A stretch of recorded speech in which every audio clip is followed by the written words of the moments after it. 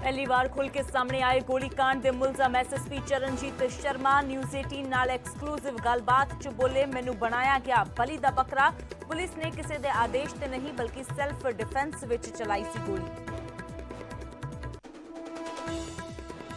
चरणजीत शर्मा के बयान ते बोले डिप्टी सीएम सुखजिंदर सिंह रंधावा कहा हर गुनाहगार खुद नूं दसदा है बेकसूर। बेअदबी ते गोलीकांड के दोषियों खिलाफ सख्त कार्रवाई का दिता भरोसा ते जांच विच ढिल वरतन दे लई कैप्टन अते बादलों ते भी साधिया निशाना।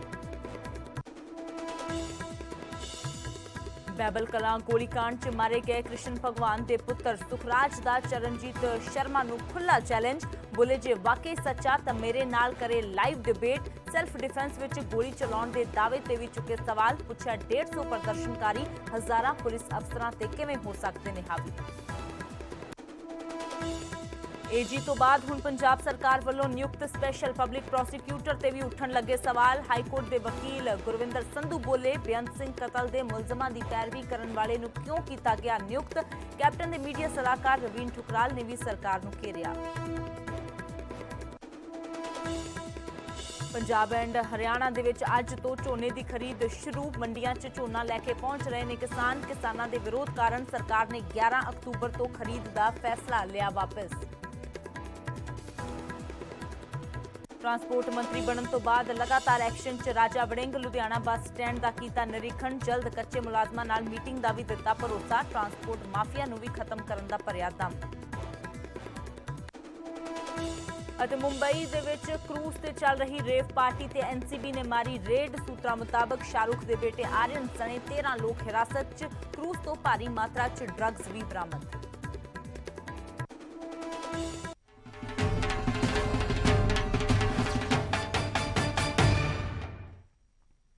ਤਾਂ ਵੱਡੀ ਖਬਰ ਦਾ ਰੁਖ ਕਰਦੇ ਹਾਂ। ਅੰਮ੍ਰਿਤਸਰ ਦੇ ਵਿੱਚ ਬੀਐਸਐਫ ਨੂੰ ਵੱਡੀ ਕਾਮਯਾਬੀ ਮਿਲੀ ਹੈ। ਇੱਥੇ ਹੈਰੋਇਨ ਸਣੇ ਪਾਕਿਸਤਾਨੀ ਤਸਕਰ ਨੂੰ ਕਾਬੂ ਕੀਤਾ ਗਿਆ ਹੈ। ਪਾਕਿਸਤਾਨੀ ਤਸਕਰ ਦੇ ਕੋਲੋਂ 8 ਪੈਕੇਟ ਹੈਰੋਇਨ ਵੀ ਬਰਾਮਦ ਹੋਈ ਹੈ ਤੇ ਫਿਲਹਾਲ ਇਲਾਕੇ ਦੇ ਵਿੱਚ ਸਰਚ ਆਪਰੇਸ਼ਨ ਚਲਾਇਆ ਜਾ ਰਿਹਾ ਹੈ। ਪਾਕਿਸਤਾਨੀ ਤਸਕਰ ਤੋਂ ਪੁੱਛਗਿੱਛ ਵੀ ਕੀਤੀ ਜਾ ਰਹੀ ਹੈ ਕਿ ਆਖਿਰਕਾਰ ਉਹ ਇਕੱਲਾ ਸੀ ਜਾਂ ਫਿਰ ਉਸ ਦੇ ਨਾਲ ਹੋਰ ਵੀ ਤਸਕਰ ਸੀ ਤੇ ਕੀ ਕੋਈ ਰੈਕੇਟ ਹੈ ਜਾਂ ਫਿਰ ਕੌਣ ਲੋਕ ਇਸ ਦੇ ਵਿੱਚ ਸ਼ਾਮਿਲ ਨੇ। ਅੰਮ੍ਰਿਤਸਰ ਦੇ ਵਿੱਚ ਬੀਐਸਐਫ ਨੇ ਦੇਰ ਰਾਤ एक तस्कर नूं काबू किया है जिस दे कोलों 8 पैकेट हैरोइन भी बरामद हुई है ते इलाके दे विच फिलहाल सर्च ऑपरेशन चलाया जा रहा है ते पाकिस्तानी तस्कर दे कोलों भी पुछगिछ की जा रही है। तो अमृतसर दे विच बीएसएफ नूं ये वड्डी कामयाबी हासिल हुई है। पाकिस्तानी तस्कर एक हैरोइन सने काबू किया गया है ते पाकिस्तानी तस्कर दे कोलों 8 पैकेट हैरोइन भी बरामद हुए ने। ज्यादा जानकारी के लिए अमित साडे सहयोगी जुड़े ने अमृतसर तो। अमित फिलहाल की कुछ जानकारी है, पुछगिछ की जा रही है, कुछ पता लग पाया इस तस्कर दे नाल होर कौन सी?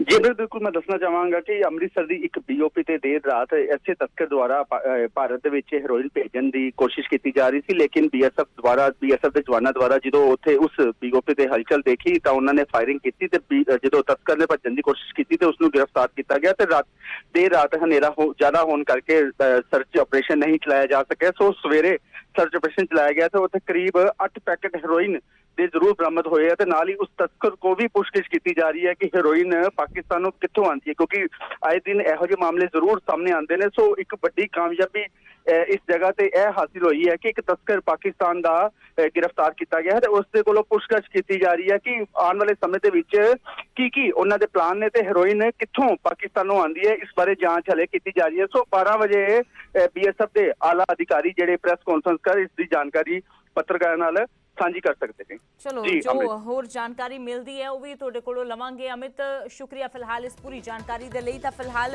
इलाके दे विच सर्च ऑपरेशन चलाया गया है। अमृतसर दे विच बीएसएफ नूं वड्डी कामयाबी मिली है। हेरोइन सने एक तस्कर नूं काबू किया गया है ते पाकिस्तानी तस्कर दे कोलों 8 पैकेट हेरोइन बरामद हुई है। फिलहाल पुलिस पुछगिछ कर रही है।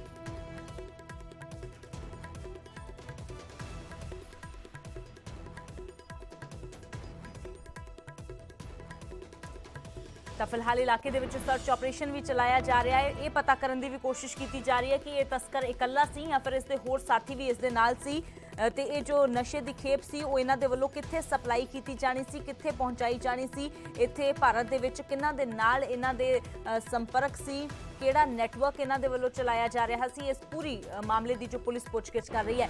ਅੱਗੇ ਵਧਦੇ ਹਾਂ, ਇੱਕ ਵੱਡੀ ਖਬਰ ਦਾ ਰੁਖ ਕਰਦੇ ਹਾਂ। ਸਰਕਾਰੀ ਬੈਠਕ ਦੇ ਵਿੱਚ ਸੀਐਮ ਦੇ ਬੇਟੇ ਦੇ ਸ਼ਾਮਿਲ ਹੋਣ ਤੇ ਵਿਵਾਦ ਹੋ ਗਿਆ ਹੈ। ਬੀਜੇਪੀ ਨੇ ਮੁੱਖ ਮੰਤਰੀ ਚੰਨੀ ਤੇ ਸਵਾਲ ਚੁੱਕੇ ਨੇ, ਨਿਯਮਾਂ ਦੀਆਂ ਧੱਜੀਆਂ ਉਡਾਉਣ ਦੇ ਇਲਜ਼ਾਮ ਲਗਾਏ ਨੇ ਤੇ ਕਿਹਾ ਕਿ ਅਜਿਹਾ ਕਰਨਾ ਅਨੈਤਿਕ ਅਤੇ ਗੈਰ ਸੰਵਿਧਾਨਕ ਹੈ।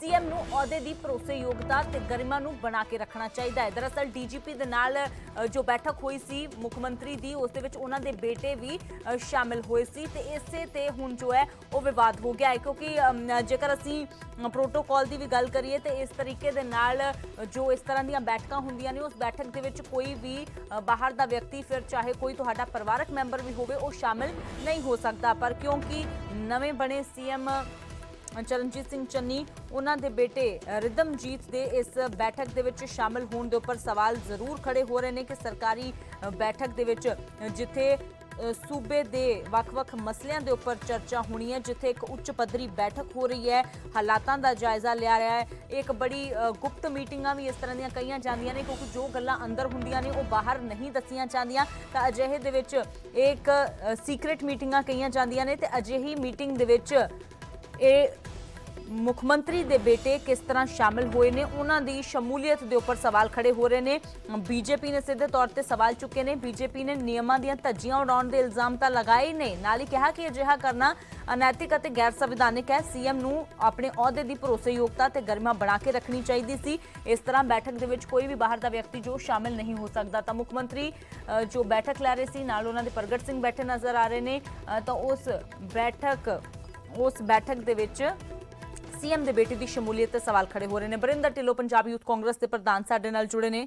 ਤਾਂ ਬਰਿੰਦਰ ਢਿੱਲੋਂ ਜੀ, ਇਹਨਾਂ ਤਾਂ ਤੁਸੀਂ ਵੀ ਜਾਣਦੇ ਹੋਵੋਗੇ ਕਿ ਜਦੋਂ ਇਸ ਤਰ੍ਹਾਂ ਦੀਆਂ ਬੈਠਕਾਂ ਹੁੰਦੀਆਂ ਨੇ, ਚਾਹੇ ਉਹ ਕੋਈ ਕੈਬਨਿਟ ਬੈਠਕ ਹੋਵੇ ਜਾਂ ਪ੍ਰਸ਼ਾਸਨਿਕ ਅਧਿਕਾਰੀਆਂ ਦੇ ਨਾਲ ਇਸ ਤਰ੍ਹਾਂ ਦੀ ਬੈਠਕ ਹੋਵੇ, ਉਸ ਦੇ ਵਿੱਚ ਕੋਈ ਵੀ ਬਾਹਰ ਦਾ ਵਿਅਕਤੀ ਸ਼ਾਮਿਲ ਨਹੀਂ ਹੋ ਸਕਦਾ। ਪਰ ਸੀਐਮ ਦੇ ਬੇਟੇ ਉਸ ਬੈਠਕ ਦੇ ਵਿੱਚ ਬੈਠੇ ਨਜ਼ਰ ਆ ਰਹੇ ਨੇ। ਜੀ, ਤੁਸੀਂ ਹਾਲੇ ਸਪਸ਼ਟੀਕਰਨ ਨਾ ਲੈਂਦੋ ਕਿਉਂਕਿ ਉਹ ਮੀਟਿੰਗ ਦੇ ਵਿੱਚ ਸਾਰਾ ਟਾਈਮ ਆਪਣਾ ਮੌਜੂਦ ਨਹੀਂ ਸੀਗੇ। ਉਹ ਮੀਟਿੰਗ ਦੇ ਵਿੱਚ ਜਦੋਂ ਤਸਵੀਰ ਲਈ ਗਈ ਉਦੋਂ ਉੱਥੇ ਉਹ ਜ਼ਰੂਰ ਬੈਠੇ ਹੋਏ ਸੀ, ਲੇਕਿਨ ਜਦੋਂ ਸਾਰੀ ਮੀਟਿੰਗ ਹੋਈ ਉਹਦੇ ਟਾਈਮ ਉਹ ਉੱਥੇ ਮੌਜੂਦ ਨਹੀਂ ਸੀ। ਨਹੀਂ, ਪਰ ਬਰਿੰਦਰ ਢਿੱਲੋਂ ਜੀ, ਕਿਉਂਕਿ ਤਸਵੀਰ ਤਾਂ ਸਾਹਮਣੇ ਆ ਗਈ ਨਾ, ਇਹ ਤਸਵੀਰ ਹੀ ਕਾਫੀ ਹੈ। ਵਿਰੋਧੀਆਂ ਦੇ ਵੱਲੋਂ ਤਾਂ ਸਵਾਲ ਕਰਨ ਨੂੰ ਤੇ ਉਹ ਕੀਤੇ ਵੀ ਜਾ ਰਹੇ ਨੇ। ਬੀਜੇਪੀ ਕਹਿ ਰਹੀ ਹੈ ਕਿ ਇਸ ਤਰ੍ਹਾਂ ਦਾ ਇਹ ਇੱਕ ਗੈਰ ਸੰਵਿਧਾਨਕ ਰਵੱਈਆ ਹੈ, ਇਹ ਇਸ ਤਰ੍ਹਾਂ ਦੀ ਨੈਤਿਕਤਾ ਜੋ ਹੈ ਅਨੈਤਿਕ ਤੇ ਇੱਕ ਗੈਰ ਸੰਵਿਧਾਨਕ ਰਵੱਈਆ ਹੈ। ਤੁਹਾਨੂੰ ਗਰਿਮਾ ਪਤਾ ਰੱਖਣੀ ਚਾਹੀਦੀ ਹੈ, ਤੁਹਾਨੂੰ ਪ੍ਰੋਟੋਕਾਲ ਦਾ ਪਤਾ ਹੋਣਾ ਚਾਹੀਦਾ ਹੈ, ਬੀਜੇਪੀ ਕਹਿ ਰਹੀ ਹੈ। ਬਿਲਕੁਲ ਪਤਾ ਹੈ, ਸਾਰਾ ਕੁਝ ਪਤਾ ਹੈ। ਮੈਂ ਤੁਹਾਨੂੰ ਉਹੀ ਕਹਿ ਰਿਹਾ, ਮੀਟਿੰਗ ਦੇ ਦੌਰਾਨ ਉਹ ਮੌਜੂਦ ਨਹੀਂ ਸੀ। ਤਸਵੀਰ ਵਿੱਚ ਜ਼ਰੂਰ ਆ, ਤਸਵੀਰ ਸਿਰਫ 1 ਸੈਕਿੰਡ ਦੀ ਆ, ਔਰ ਜਦੋਂ ਸਾਰੀ ਮੀਟਿੰਗ ਹੋਈ ਉਹਦੇ ਵਿੱਚ ਉਹ ਮੌਜੂਦ ਨਹੀਂ ਸੀਗੇ।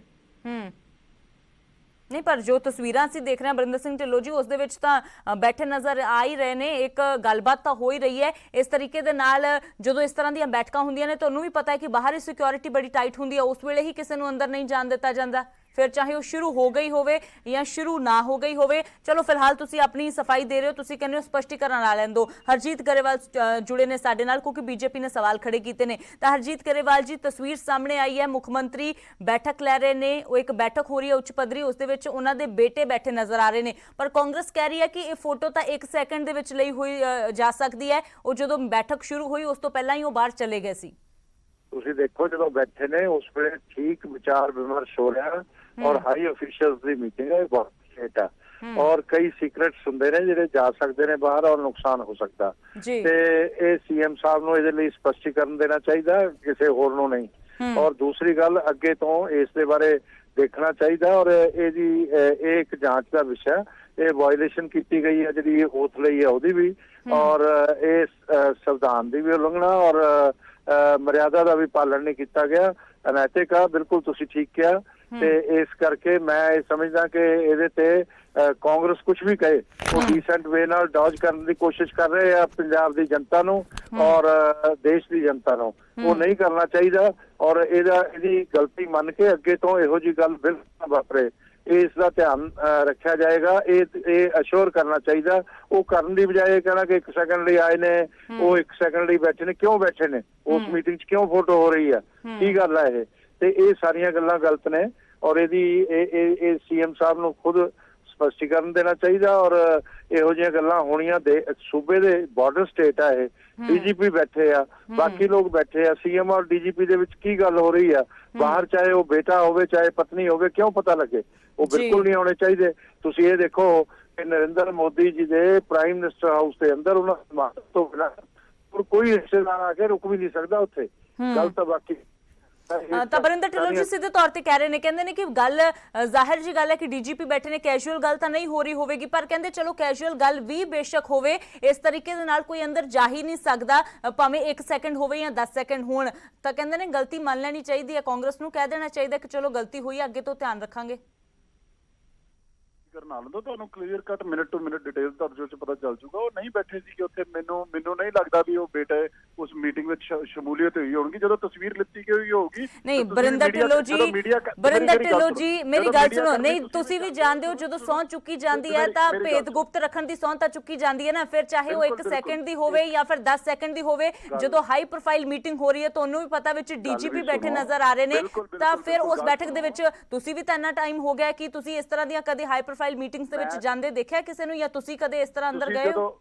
ਜਦੋਂ ਕੈਬਨਿਟ ਮੀਟਿੰਗ ਹੁੰਦੀ ਹੈ, ਮੀਡੀਆ ਕਰਮਾ ਸਾਰੇ ਇੱਕ ਵਾਰ ਫੋਟੋ ਲੈਣ ਆਉਂਦੇ ਆ ਨਾ ਸਾਰੇ, ਉਸ ਤੋਂ ਬਾਅਦ ਸਾਰੇ ਮੀਡੀਆ ਕਰਮੀਆਂ ਨੂੰ ਕਹਿ ਦਿੰਦਾ ਵੀ ਪਲੀਜ਼ ਬਾਹਰ ਹੋ ਜਾਓ। ਉਸ ਤੋਂ ਬਾਅਦ ਆਈ ਜਦੋਂ ਫੋਟੋ ਲੈਂਦੇ ਆ, ਜਿਹੜਾ ਫੋਟੋਗ੍ਰਾਫਰ ਵੀ ਮੌਜੂਦ ਆ, ਇਹ ਕਿਹੜਾ ਫੋਟੋ ਡੀਜੀਪੀ ਸਾਹਿਬ ਨੇ ਆਪ ਖਿੱਚ ਕੇ ਭੇਜ ਦਿੱਤੀ, ਇੱਕ ਫੋਟੋਗ੍ਰਾਫਰ ਵੀ ਮੌਜੂਦ ਆ, ਇੱਕ ਮੁੰਡਾ ਵੀ ਮੌਜੂਦ ਆ। ਜਦੋਂ ਮੀਟਿੰਗ ਫੋਟੋ ਹੋਈ, ਫੋਟੋ ਤੋਂ ਬਾਅਦ ਉਹ ਖਤਮ ਹੋ ਕੇ ਬਾਹਰ ਚਲੇ ਗਏ। ਚਲੋ ਨਾ ਤੁਸੀਂ ਫੋਟੋ ਦੇ ਵਿੱਚ ਅਗਰ ਤਾਂ ਇਹ ਗੱਲ ਆਈ ਆ ਵੀ ਹਾਂ ਮੀਟਿੰਗ ਦੇ ਵਿੱਚ ਮੌਜੂਦ ਰਹੇ, ਸਾਰੀ ਮੀਟਿੰਗ 'ਚ ਮੌਜੂਦ ਰਹੇ, ਫਿਰ ਤਾਂ ਇਸ ਗੱਲ ਨੂੰ ਆਪਾਂ ਕਹਿ ਸਕਦੇ ਹਾਂ। ਪਰ ਜਦੋਂ ਮੌਜੂਦ ਹੀ ਨਹੀਂ ਰਹੇ ਤੇ ਫਿਰ ਆਪਾਂ ਇੱਕ ਫੋਟੋ ਦੇ ਉੱਤੇ ਆਪਾਂ ਇੰਨੀ ਲੰਬੀ ਡਿਸਕਸ਼ਨ ਸਪਸ਼ਟੀਕਰਨ ਨਾ ਲੈਂਦਾ। ਬਿਲਕੁਲ ਸਹੀ ਹੈ, ਗਰੇਵਾਲ ਸਾਹਿਬ ਦੀ ਸੀਐਮ ਸਾਹਿਬ ਦਾ ਸਪਸ਼ਟੀਕਰਨ ਆ ਜਾਊਗਾ, ਉਹਦੇ ਉੱਤੇ ਜ਼ਰੂਰ ਆਪਾਂ ਅਗਰ ਉਹ ਕਹਿ ਦੇਣਗੇ ਵੀ ਹਾਂ ਮੀਟਿੰਗ ਦੇ ਵਿੱਚ ਮੌਜੂਦ ਰਹੇ ਤੇ ਫਿਰ ਉਸ ਹਿਸਾਬ ਨਾਲ ਗੱਲ ਕਰ ਲਾਂਗੇ। ਪਰ ਜਦੋਂ ਮੌਜੂਦ ਹੀ ਨਹੀਂ ਰਹੇ ਤੇ ਫਿਰ ਇਹਦੇ ਤੇ ਗੱਲ ਕਰਨੀ ਬਣਦੀ ਨਹੀਂ। ਤਾਂ ਹਰਜੀਤ ਗਰੇਵਾਲ ਜੀ ਉਹ ਕਹਿੰਦੇ ਇਹ ਤਾਂ ਗੱਲ ਕਰਨੀ ਤਾਂ ਬਣਦੀ ਹੈ ਜੇ ਪਤਾ ਲੱਗੇ ਕਿ ਉਹ ਪੂਰੀ ਮੀਟਿੰਗ ਦੇ ਵਿੱਚ ਮੌਜੂਦ ਸੀ। ਜੇ ਕਹਿੰਦੇ ਉਹ 10-15 ਸੈਕਿੰਡ ਦੀ ਲੈ ਆਏ ਨੇ, ਫਿਰ ਤਾਂ ਕਹਿੰਦੇ ਕੋਈ ਦਿੱਕਤ ਵਾਲੀ ਗੱਲ ਹੀ ਨਹੀਂ ਹੈ।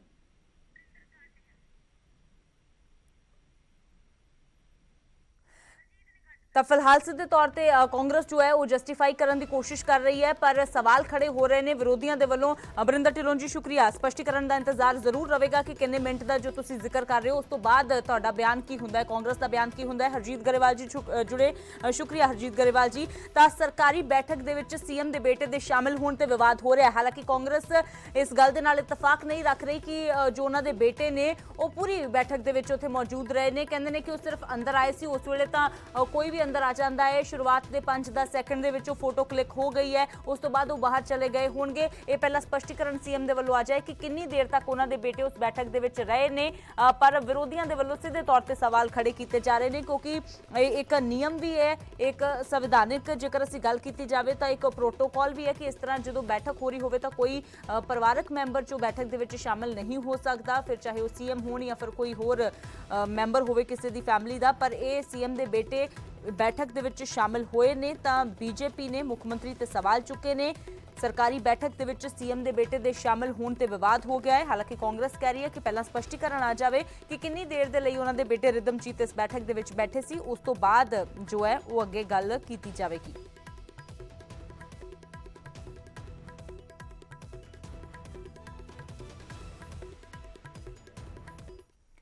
ਤੇ ਉਧਰ ਕਾਂਗਰਸ ਦੇ ਵਿੱਚ ਇੱਕ ਗੱਲ ਤੇ ਕਿੰਤੂ ਪਰੰਤੂ ਜੋ ਹੈ ਉਹ ਲਗਾਤਾਰ ਦੇਖਣ ਨੂੰ ਮਿਲ ਰਿਹਾ ਹੈ। ਕਾਂਗਰਸ ਛੱਡਣ ਤੋਂ ਬਾਅਦ ਕਾਂਗਰਸ ਦਾ ਛੱਡਣ ਦਾ ਐਲਾਨ ਕਰ ਚੁੱਕੇ ਕੈਪਟਨ ਅਮਰਿੰਦਰ ਸਿੰਘ ਹੁਣ ਪਾਰਟੀ ਦੇ ਵੱਡੇ ਆਗੂਆਂ ਤੇ ਖੁੱਲ ਕੇ ਹਮਲੇ ਬੋਲ ਰਹੇ ਨੇ। ਦਰਅਸਲ ਕੱਲ ਕਾਂਗਰਸੀ ਆਗੂ ਰਣਦੀਪ ਸੁਰਜੇਵਾਲਾ ਨੇ ਦਾਅਵਾ ਕੀਤਾ ਕਿ 78 ਵਿਧਾਇਕਾਂ ਨੇ ਕੈਪਟਨ ਨੂੰ ਹਟਾਉਣ ਦੇ ਲਈ ਕਿਹਾ, ਜਦਕਿ ਇਸ ਤੋਂ ਪਹਿਲਾਂ ਪੰਜਾਬ ਕਾਂਗਰਸ ਦੇ ਇੰਚਾਰਜ ਹਰੀਸ਼ ਰਾਵਤ ਨੇ 43 ਵਿਧਾਇਕਾਂ ਵੱਲੋਂ ਕੈਪਟਨ ਦੀ ਖਿਲਾਫਤ ਕਰਨ ਦੀ ਗੱਲ ਕਹੀ ਸੀ। ਦੋਵਾਂ ਲੀਡਰਾਂ ਦੇ ਵੱਖ-ਵੱਖ ਬਿਆਨਾਂ ਨੂੰ ਲੈ ਕੇ ਕੈਪਟਨ ਨੇ ਕਾਂਗਰਸ ਨੂੰ ਜੰਮ ਕੇ ਖਰੀਆਂ ਸੁਣਾਈਆਂ ਨੇ ਅਤੇ ਤੰਜ਼ ਕੱਸਦੇ ਹੋਏ ਕਿਹਾ ਕਿ ਝੂਠ ਬੋਲਣ ਦੇ ਵਿੱਚ ਵੀ ਕਾਂਗਰਸੀ ਕੋਆਰਡੀਨੇਟ ਨਹੀਂ ਕਰ ਪਾ ਰਹੇ।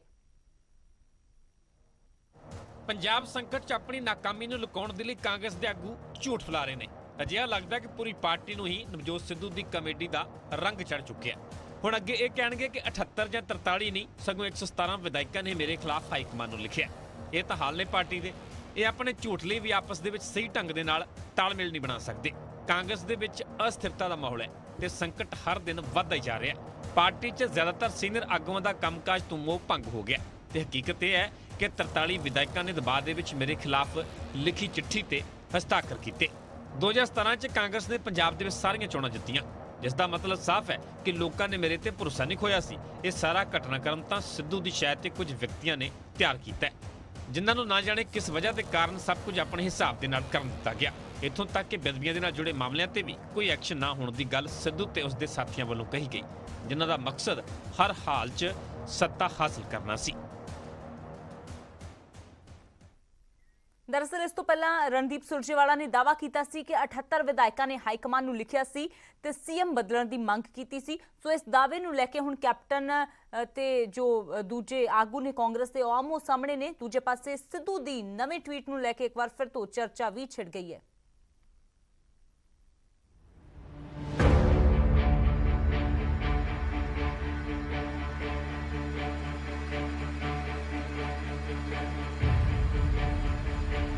कांग्रेस ਦੇ ਵਿੱਚ ਚੱਲ ਰਿਹਾ ਕਾਟੋ ਕਲੇਸ਼ ਖਤਮ ਨਹੀਂ ਹੋ ਰਿਹਾ। ਕਲੇਸ਼ ਦੇ ਦੋ ਮੁੱਖ ਕਿਰਦਾਰ ਸਾਹਮਣੇ ਨਿਕਲ ਕੇ ਆ ਰਹੇ ਨੇ। ਇੱਕ ਕੈਪਟਨ ਅਮਰਿੰਦਰ ਸਿੰਘ ਤੇ ਦੂਜਾ ਨਵਜੋਤ ਸਿੱਧੂ।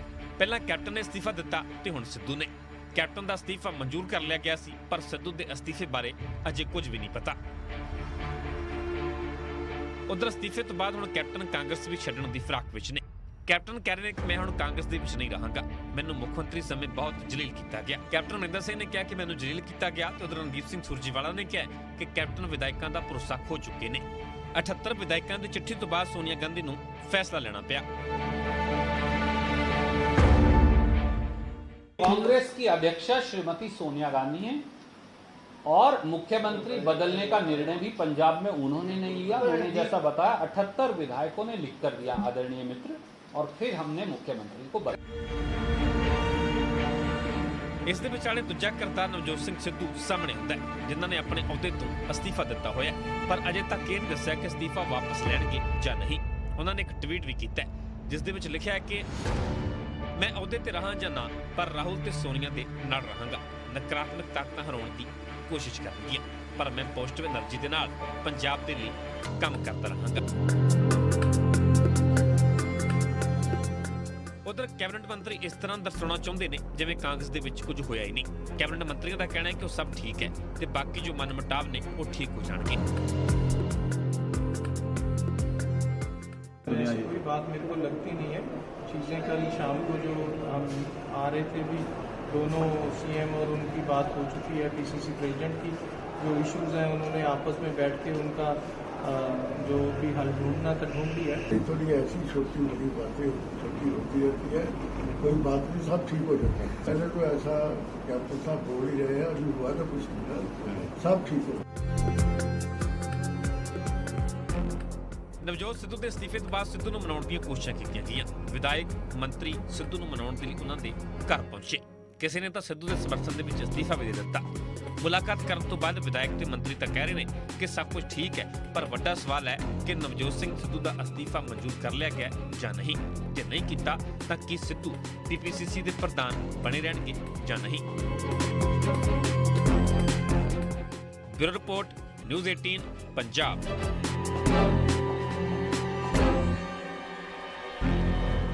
ਤੇ ਉਧਰ ਰਾਜਾ ਵੜਿੰਗ ਕੈਪਟਨ ਤੇ ਹਮਲਾਵਰ ਨੇ, ਪਰ ਨਵਜੋਤ ਸਿੰਘ ਸਿੱਧੂ ਦਾ ਬਚਾਅ ਕਰਦੇ ਨਜ਼ਰ ਆ ਰਹੇ ਨੇ।